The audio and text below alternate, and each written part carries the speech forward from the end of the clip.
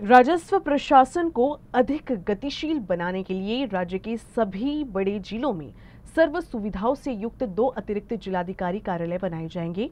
गुरुवार को महसूल मंत्री चंद्रशेखर बावनकुले ने राज्य के सभी विभागीय राजस्व आयुक्तों को प्रस्ताव करने का निर्देश दिया है।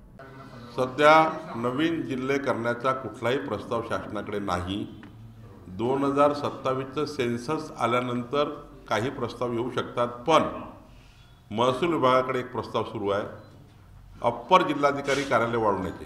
जसं नागपूरमध्ये काटोल अप्पर जिल्हाधिकारी कार्यालय होऊ शकतं, जसं पुण्यामध्ये मावळ आणि बारामती 2 अप्पर जिल्हाधिकारी कार्यालय होऊ शकतात, नाशिकमध्ये एखादं अप्पर जिल्हाधिकारी कार्यालय होऊ शकतं, संभाजीनगरला होऊ शकतं। अप्पर जिल्हाधिकारी कार्यालय त्याची पूर्ण आस्थापना, त्यातून मग जिल्हाधिकाऱ्याचा भार कमी होऊन 2 ॲडिशनल कलेक्टर जर नागपूरला झाले तर मोठा लोड कमी होईल।